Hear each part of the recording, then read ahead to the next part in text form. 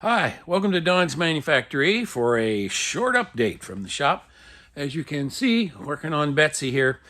Not a whole lot to show you other than Betsy's all completely sanded now. See, I got this taken care of again, and all of the parts ready to go. I did find rust, believe it or not, hiding right here underneath this sealer that normally goes between these pieces of the A-pillar.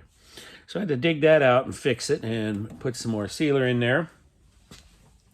I also took some time to seal up the, I don't know if you can actually see that right there. Yep, seal up these here seams on the filler panel.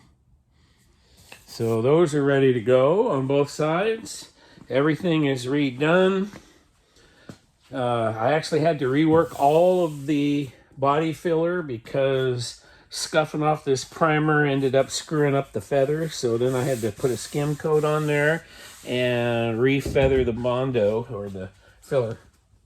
So had to do a lot of that. See, I got a bigger chunk of filler here. And once again, I redid this whole thing right here on this lower quarter panel, but it really looks good. Anyway, so that is just about it. I'm not doing much else, except I have decided I have this leftover floor pan. This is a patch panel I bought for Betsy when clear back a year and a half ago, when I thought that I was only going to replace a patch on the driver's floor. Yeah, that was a long time ago. I'm going to scuff this in 3 bands.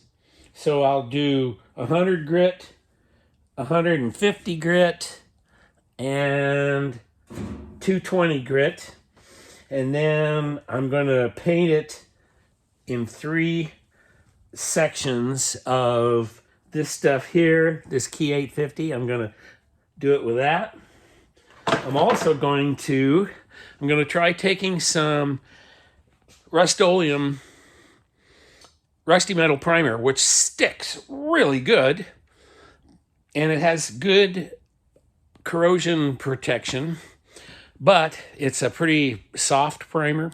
So what I'm going to try to do is catalyze it so it turns into a really nice hard sealer, and I'm going to try a section of that on this patch panel. And then I'm going to try, I'd have some Eastwood direct to metal epoxy that I ordered, a quart of it. I know the these quarts cost, oh geez, by the time you get them here, they're $50. The Rust-Oleum's only $10, but then you have to buy the catalyst, which is like enough for a gallon is $30 or something. So I have to add that onto it.